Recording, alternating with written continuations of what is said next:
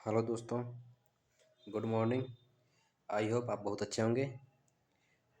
यदि आप चैनल पर पहली बार आए हैं तो चैनल को सब्सक्राइब कर लें और वीडियो को लाइक कर दें और वीडियो को अपने दोस्तों तक शेयर कर दें। आप हमारे टेलीग्राम चैनल के साथ में जुड़ सकते हैं। टेलीग्राम चैनल का लिंक वीडियो के डिस्क्रिप्शन में दिया हुआ है, जिसमें हम डेली आपको सीडीपी का एक प्रैक्टिस सेट है और एक सामाजिक विज्ञान का प्रैक्टिस सेट है लेकर आते हैं।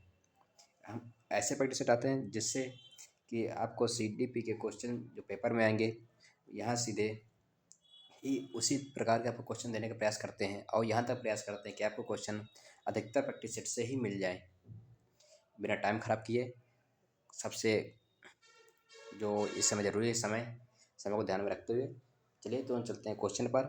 क्वेश्चन इस समय विस्तार से पढ़ने का टाइम नहीं है। जितना आप इस समय आप क्वेश्चन प्रैक्टिस करेंगे, प्रैक्टिस सेट लगाएंगे, उतना ही आप पेपर में जाकर अच्छे अंक प्राप्त कर सकते हैं। अब चलते हैं बिना टाइम ख़राब किए सीधे वीडियो पर और देखते हैं पहला क्वेश्चन हमारा क्या है। आज का पहला क्वेश्चन आपका, बाल विकास के संदर्भ में निम्नलिखित में से कौन सा कथन सही है? बताइए कौन सा कथन सही है। ऑप्शन नंबर ए, विकास केवल आनुवंशिकता का परिणाम होता है। विकास केवल पर्यावरण का परिणाम होता है। विकास एक सतत प्रक्रिया जो आनुवंशिकता और पर्यावरण की अंतःक्रिया का परिणाम होता है। ऑप्शन नंबर 4, विकास एक असतत प्रक्रिया है और रुक रुक कर होती है। बताइए इसका उत्तर क्या हो जल्दी से। ऑप्शन नंबर ए का, बिना टाइम खराब किए ऑप्शन नंबर ए का होगा आपका उत्तर। Option number C. जैसा आपने वीडियो देखा होगा कि यूपी टेट का भी एग्ज़ाम डेट आ चुकी है, जिसका एग्ज़ाम 2 से 4 जुलाई तक होना है। इसलिए आप सीटेट पेपर देख के सीधे अगले लगेंगे हम लोग यूपी टेट की तैयारी में, क्योंकि इस समय यूपी में भर्तियों की बाहर आने वाले, क्योंकि अगले वर्ष चुनाव है। जब चुनाव होता है तभी हमारे वैकेंसी आती हैं। चलते हैं अगले क्वेश्चन पर। इसका उत्तर नंबर सी होगा। मेरा टाइम खराब है, चलते हैं अगले क्वेश्चन पर। आपका अगला क्वेश्चन है, अभी कथन है, शिक्षकों को कक्षा में बच्चों को प्रश्न पूछने के लिए प्रोत्साहित करने पर ध्यान देना चाहिए, बजाय इसके कि वे केवल निर्देश दें। कारण क्या है? बाल केंद्रित शिक्षा शास्त्र का अर्थ बच्चों की आवाज़ को अवसर देना, उनकी भागीदारी सुनिश्चित करना है। बताइए इसका उत्तर क्या होगा। ऑप्शन नंबर ए है, ए और बी, ए और आर दोनों सही है। आर ए की सही व्याख्या करता है। अगला है ए और आर दोनों सही है, आर ए की व्याख्या नहीं करता है। ए गलत है, आर सही है। आर गलत है, ए सही है। बताइए कौन सा होगा इसका उत्तर, बिना टाइम खराब किए। इसके आपका उत्तर होगा ऑप्शन नंबर ए और आर दोनों सही हैं और आर ए की सही व्याख्या भी करता है। चलते हैं अगले क्वेश्चन पर। अगला क्वेश्चन है आपका, जीन पियाजे से जीन पियाजे के संज्ञानात्मक विकास जीन पियाजे के संज्ञानात्मक विकास के सिद्ध जीन पियाजे के संज्ञानात्मक विकास के सिद्धांत के अनुसार बच्चे किस अवस्था में प्रतीकात्मक विचार वस्तु स्थायित्व प्रदर्शित करने लगते हैं? संवेदीगामक, पूर्व संक्रियात्मक, मूर्त संक्रियात्मक, अमूर्त संक्रियात्मक। बताइए इसका उत्तर क्या होगा जल्दी से। इसका उत्तर होगा पूर्व संक्रियात्मक अवस्था में बच्चे स्थायित्व प्रदर्शित करते हैं। चलते अगले क्वेश्चन पर। अगला क्वेश्चन है, लेवाइगोत्स्की के अनुसार लेवाइगोत्स्की के सामाजिक सांस्कृतिक सिद्धांत के अनुसार सीखने में सबसे महत्वपूर्ण कारक कौन सा है? अनुकूलन और संतुलन, अवलोकन और अनुकरण, सामाजिक अंतःक्रिया, सांस्कृतिक उपकरण। ऑप्शन नंबर 4, पुनर्बलन और दंड। बताइए इसका उत्तर क्या होगा। आपको ऐसे ही क्वेश्चन सीटेट के पेपर में मिलेंगे 8 फरवरी को। इसका ऑप्शन नंबर सी है, सामाजिक अंतःक्रिया और सांस्कृतिक उपकरण। चलते हैं अगले क्वेश्चन पर, मेरा टाइम खराब किए। अगला क्वेश्चन है, कोलबर्ग के नैतिक विकास के सिद्धांत में अच्छा लड़का अच्छी लड़की अभिविन्यास किस स्तर से संबंधित है? पूर्व पारंपरिक स्तर, उत्तर पारंपरिक स्तर, नैतिक स्पष्टता का स्तर। बताइए इसका क्या होगा। गुड गर्ल गुड बॉय किस में आता है? यह आपका आता है पूर्व संक्रियात्मक स्तर पर। संक्रियात्मक पूर्व पारंपरिक स्तर पर, प्री कॉन्वेंशनल लेवल। चलते हैं अगले क्वेश्चन पर, बिना टाइम खराब किए। अगला क्वेश्चन आपका, निम्नलिखित में से कौन सा सतत और व्यापक मूल्यांकन का एक मुख्य उद्देश्य नहीं है? बच्चों के सीखने की प्रक्रिया का नियमित आकलन करना, बच्चों के सभी पहलुओं का मूल्यांकन करना, बच्चों को वर्गीकृत करने और उन्हें पास या फेल घोषित करने का ध्यान केंद्रित करना, शिक्षण अधिगम प्रक्रिया को बेहतर बनाना। बताइए इसका उत्तर क्या होगा? 6 नंबर का, 6 नंबर मतलब CCE का क्या उद्देश्य नहीं होता है? इसका उत्तर ऑप्शन नंबर सी, CCE में बच्चों को वर्गीकृत करने और उन्हें पास या फेल घोषित करने का ध्यान केंद्रित करना, ये गलत है इसका। चलते हैं अगले क्वेश्चन पर। आपका अगला क्वेश्चन है, एक प्रगतिशील कक्षा में सीखने का वातावरण कैसा होना चाहिए? सख्त और अनुशासन केंद्रित, शिक्षक केंद्रित, व्याख्या आधारित। ऑप्शन नंबर 4, बाल केंद्रित, जहां बच्चे सक्रिय रूप से अन्वेषण और खोज करते हों। ऑप्शन नंबर 4, केवल परीक्षाओं पर केंद्रित हो। बताइए इसका उत्तर क्या होगा? जल्दी से, बिना टाइम खराब किए। आपके इसका उत्तर होगा ऑप्शन नंबर सी, बाल केंद्रित, जहां बच्चे सक्रिय रूप से अन्वेषण और खोज करते हों।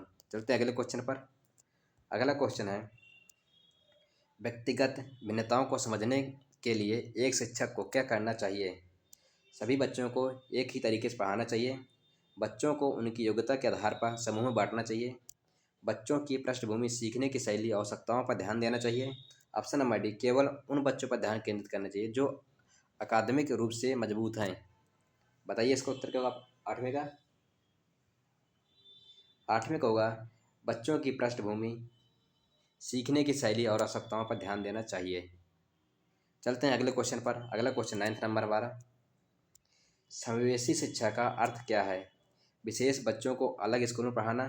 ऑप्शन नंबर बी, सभी बच्चों को चाहे वे किसी भी पृष्ठभूमि या क्षमता के हों एक ही कक्षा में पढ़ाना। ऑप्शन नंबर सी, केवल प्रतिभाशाली बच्चों को मुख्य धारा में शामिल करना, विकलांग बच्चों के विशेष प्रावधान करना। बताइए किसका उत्तर क्या होगा? समावेशी शिक्षा का अर्थ क्या होता है? बताइए जल्दी से, 9 नंबर का। इसका उत्तर होगा ऑप्शन नंबर बी, सभी बच्चों को चाहे वे किसी भी पृष्ठभूमि या क्षमता के हों एक ही कक्षा में पढ़ाना। चलते हैं अगले क्वेश्चन पर, क्वेश्चन नंबर 10 पर। 10 नंबर दिया है, एक बच्चा जो पढ़ने की कठिनाई महसूस करता है उसे किस विकार से पीड़ित होना संभावना है? बताइए। Dyslexia, dyscalculia, dysgraphia, dysmorphia. बताइए इसका उत्तर क्या होगा? 10 नंबर का। देखिए कैसे संबंधित कर रहा है, एक बच्चा जो पढ़ने में कठिनाई महसूस करता है, मतलब पढ़ने पर लिखा हुआ जो है उसे पढ़ नहीं पा रहा, तो क्या होगा? डिसलेक्सिया। चलते हैं अगले क्वेश्चन पर। अगला क्वेश्चन है, निम्नलिखित में से कौन सा अधिगम के लिए आकलन का एक उदाहरण है? सत्र के अंत में आयोजित परीक्षाएं, मानक परीक्षण, दैनिक कक्षा अवलोकन और प्रतिक्रिया, योगात्मक मूल्यांकन। बताइए इसका उत्तर क्या होगा? जल्दी से, 11 नंबर का। इसका होगा दैनिक कक्षा अवलोकन और प्रतिक्रिया। चलते हैं अगले क्वेश्चन पर। क्वेश्चन नंबर 12 है, कक्षा में बच्चों को अपनी मातृभाषा में संवाद करने की अनुमति देना चाहिए।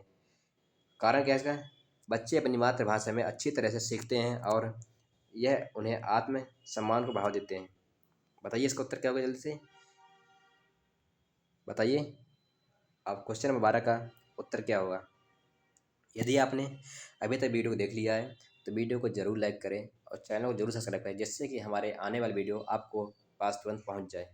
इसका उत्तर होगा ऑप्शन नंबर ए और आर दोनों सही है, आर ए की सही व्याख्या करता है। चलते हैं अगले क्वेश्चन पर। अगला क्वेश्चन आपका, बुद्धि में बहुआयामी सिद्धांत के अनुसार एक संगीतकार में कौन सी बुद्धि प्रमुख होती है? भाषाई बुद्धि, तार्किक गणितीय बुद्धि, संगीतक बुद्धि और शारीरिक गतिज बुद्धि। बताइए इसका उत्तर। यदि आपने अभी तक हमारा थॉर्नडाइक के बुद्धि के सिद्धांत नहीं देखा तो वीडियो बनाकर मैं डाल दिया चैनल पर, इसकी प्लेलिस्ट में जाएं, वहाँ से जाकर आप देख सकते हैं।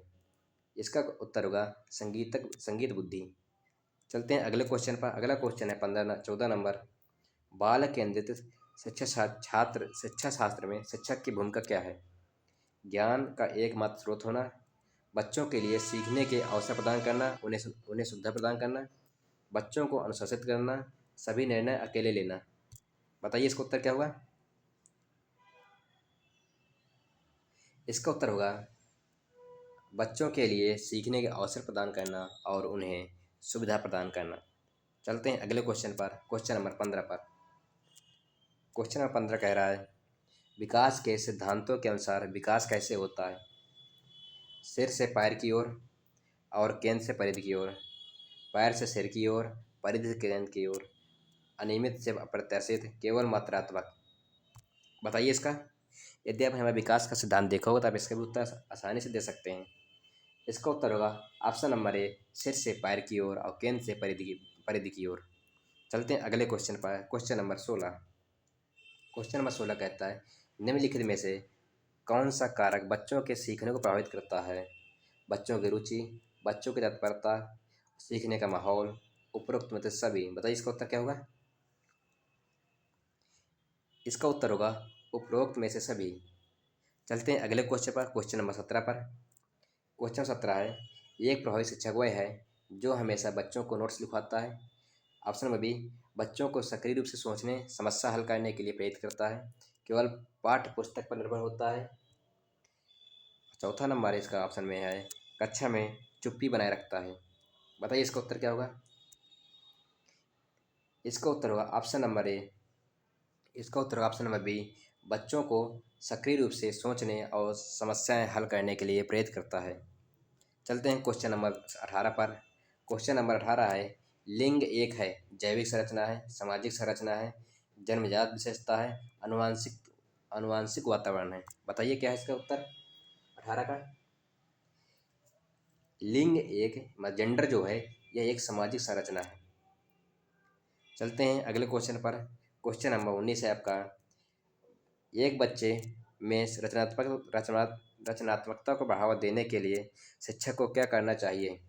केवल पारंपरिक समस्याओं पर ध्यान केंद्रित करना चाहिए। ऑप्शन नंबर बी, बच्चों को मौलिक अधिकार व्यक्त करने के लिए प्रोत्साहित करना। ऑप्शन नंबर सी, हमेशा एक ही सही उत्तर पर जोर देना। ऑप्शन नंबर डी, बच्चों को गलतियां करने से रोकना। इसका उत्तर क्या होगा बताइए जल्दी से। 19 नंबर का 19 नंबर का होगा बच्चों को मौलिक विचार व्यक्त करने के लिए प्रोत्साहित करना। चलते हैं अगले क्वेश्चन, क्वेश्चन नंबर 20 पर। क्वेश्चन नंबर 20 है, बच्चों के सीखने की प्रक्रिया में त्रुटियां किस प्रकार की भूमिका निभाती हैं? त्रुटियां हमेशा नकारात्मक होती हैं और उन्हें तुरंत सुधारा जाना चाहिए। त्रुटियां बच्चों के सोचने के तरीके, अंतर्दृष्टि प्रदान करती हैं और सीखने का एक हिस्सा है। अगला क्वेश्चन क्या है, उत्तर ऑप्शन क्या है? त्रुटियां केवल लापरवाह बच्चों द्वारा की जाती है। ऑप्शन नंबर डी, त्रुटियों को अनदेखा करना चाहिए। क्वेश्चन ने क्या पूछा था? बच्चों के सीखने की प्रक्रिया में त्रुटियां किस प्रकार की भूमिका निभाती हैं? अब बताइए इसका उत्तर क्या होगा? इसका उत्तर होगा आपका ऑप्शन नंबर बी, त्रुटियां बच्चों के सीखने के तरीके की अंतर्दृष्टि प्रदान करती है और सीखने का एक हिस्सा है। चलते हैं अगले क्वेश्चन पर, क्वेश्चन नंबर 21 पर। क्वेश्चन नंबर 21 है, निम्नलिखित में से कौन सा प्रश्न बच्चों में समालोचनात्मक क्रिटिकल थिंकिंग को बढ़ावा देता है? भारत की राजधानी क्या है? 2+2 कितना होगा? यदि पेड़ को काट दिया है तो पर्यावरण पर क्या प्रभाव पड़ेगा? तुम्हारा नाम क्या है? अब देखिए, जिसमें बच्चे को ज़्यादा सोचना पड़ेगा इसका उत्तर वही होगा। बताइए इसका उत्तर क्या होगा? 21 नंबर का उत्तर होगा ऑप्शन नंबर सी, बच्चे यदि पेड़ों को काट दिया जाए तो पर्यावरण पर क्या प्रभाव पड़ेगा। यदि ऑप्शन नंबर ए कहते हैं आप लोग, तो राजधानी क्या बता दें, दिल्ली है। 2-2 4 होता, तुम्हारा नाम के अपना नाम मत बोल देता। लेकिन यहाँ पर बच्चे को अपना दिमाग चलाना होगा और बताना होगा। चलते हैं अगले क्वेश्चन पर, क्वेश्चन नंबर 22 पर। क्वेश्चन नंबर 22 है, एक शिक्षक को बच्चे को सीखने के लिए प्रेरित करने के लिए क्या करना चाहिए? दंड का उपयोग करना चाहिए, पुरस्कार का अत्यधिक उपयोग करना चाहिए, सीखने के लिए आंतरिक प्रेरणा को बढ़ावा देना चाहिए, बच्चे को रटने के लिए प्रोत्साहित करना चाहिए। बताइए इसका उत्तर क्या होगा 22 नंबर का? इसका उत्तर होगा सीखने के लिए आंतरिक प्रेरणा को बढ़ावा देना चाहिए। चलते हैं अगले क्वेश्चन पर, क्वेश्चन नंबर 23 पर। क्वेश्चन नंबर 23 है, सामाजिकरण की प्रक्रिया में निम्नलिखित में से कौन सा कारक महत्वपूर्ण है? परिवार, स्कूल, समूह कर्मी, उपरोक्त में से सभी। बताइए 23 नंबर का उत्तर क्या होगा जल्दी से। 23 नंबर का उत्तर होगा ऑप्शन नंबर डी, उपरोक्त में से सभी। चलते हैं अगले क्वेश्चन पर। अगला क्वेश्चन, बुद्धि के मापने के लिए सबसे पहले किसने बुद्धि परीक्षण विकसित किया था? Alfred Binet, option B Jean पियाजे, लेवी गोत्स्की, हार्वर्ड गार्डनर। बताइए इसका उत्तर क्या होगा जल्दी से। इसका उत्तर होगा अल्फ्रेड बिने। 1908 में पहला बुद्धि परीक्षण तैयार किया था। चलते हैं अगले क्वेश्चन पर। अगला क्वेश्चन है, एक बच्चा जो अपनी भावनाओं को व्यक्त करने के लिए कठिनाई महसूस करता है, उसे भावनात्मक विकास के किस पहलू पर ध्यान देने की आवश्यकता है? संज्ञान पर, प्रेरणा पर, सामाजिक भावनात्मक पक्ष पर, समझ पर। अगला ऑप्शन है शारीरिक विकास पर। बताइए इसका उत्तर क्या हो जल्दी से 25 नंबर का। इसका आपका ऑप्शन होगा सामाजिक भावनात्मक समझ पर। यदि आपने अभी तक वीडियो देख लिया तो वीडियो को लाइक ज़रूर करें और चैनल को जरूर सब्सक्राइब करें, जिससे कि हमारे आगे आने वाले वीडियो को आपको आसानी से मिल सके। हम ऐसे ही आपको जितने भी यूपी टेट हो गया, जीबी टेट होंगे, हम उसकी तैयारी कराते रहेंगे free of cost. Option number question number 26 है। अब अभिकथन दिया गया, शिक्षकों को कक्षा में बच्चों के बीच सहयोग को बढ़ावा देना चाहिए। शिक्षकों को कक्षा में बच्चों के बीच सहयोग को बढ़ावा देना चाहिए। कारण क्या है? सहयोग सीखने को बढ़ाता है और सामाजिक कौशल विकसित करता है। बताइए इसका उत्तर क्या होगा जल्दी से।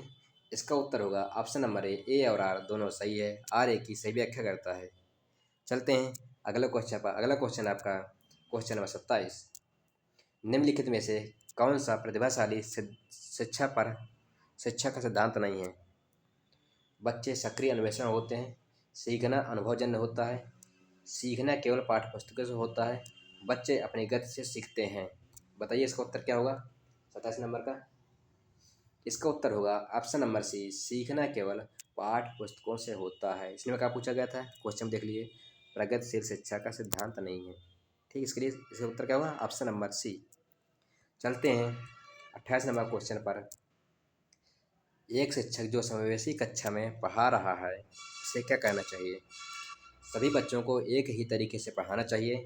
ऑप्शन नंबर बी, विभिन्न सीखने की शैलियों और आवश्यकताओं को पूरा करने के लिए विविध शिक्षण रणनीतियों का उपयोग करना चाहिए। ऑप्शन नंबर सी, केवल सामान्य बच्चों पर ध्यान केंद्रित करना चाहिए। ऑप्शन नंबर डी, विशेष आवश्यकता वाले बच्चों को नज़रअंदाज करना चाहिए। बताइए इसका उत्तर क्या हो जल्दी से 28 नंबर का। 28 नंबर को ऑप्शन नंबर बी, विभिन्न सीखने की शैलियों और आवश्यकताओं को पूरा करने के लिए विविध शिक्षण रणनीतियों का उपयोग करना चाहिए। यदि आपने अभी तक चैनल को सब्सक्राइब नहीं किया तो चैनल को जरूर सब्सक्राइब कर लें। चलते हैं अगले क्वेश्चन पर। आज का सेकंड लास्ट क्वेश्चन है, बच्चों के विकास में नर्सरी राइम्स और कहानियों का क्या महत्व है? केवल मनोरंजन के लिए है, वे भाषा विकास, कल्पना और सामाजिक कौशल को बढ़ावा देते हैं, वे समय बिताने का एक तरीका है, उनका कोई शैक्षिक महत्व नहीं है। बताइए 29 का उत्तर क्या होगा जल्दी से बताइए। इसका उत्तर होगा ऑप्शन नंबर बी, वे भाषा विकास, कल्पना, सामाजिक कौशल को बढ़ावा देते हैं। चलते हैं अगले क्वेश्चन पर। अगला क्वेश्चन आपका आज का हमारा लास्ट क्वेश्चन है, शिक्षकों को अधिगम अक्षमता वाले बच्चों की मदद करने के लिए क्या करना चाहिए? उन्हें अतिरिक्त गृह कार्य देना चाहिए, उन्हें विशेष ट्यूशन के लिए भेजना चाहिए, उनकी विशेष आवश्यकताओं की पहचान करनी चाहिए और उन्हें पूरा करने के लिए उचित रणनीति का उपयोग करना चाहिए। बताइए क्या कहते हैं? अधिगम अक्षमता वाले बच्चों के लिए क्या करना चाहिए? बताइए इसका उत्तर क्या हो जल्दी से 30 नंबर का। इसका उत्तर होगा ऑप्शन नंबर सी, उनकी विशेष आवश्यकताओं की पहचान करनी चाहिए और उन्हें पूरा करने के लिए उचित रणनीतियों का उपयोग करना चाहिए। आज के लिए इतने क्वेश्चन थे। हम 30 क्वेश्चन डेली कराते हैं आपके प्रैक्टिस सेट में। यदि आपने अभी तक वीडियो को देख लिया तो चैनल को ज़रूर सब्सक्राइब करें और आप हमारे टेलीग्राम चैनल से आप जुड़ सकते हैं। यदि आपको कोई समस्या है तो आप हमारे टेलीग्राम चैनल पर आकर बता सकते हैं। टेलीग्राम चैनल के लिंक वीडियो के डिस्क्रिप्शन में दिया हुआ है, आप वहां से जाकर के ज्वाइन हो सकते हैं। वीडियो देखने के लिए धन्यवाद। Thank you.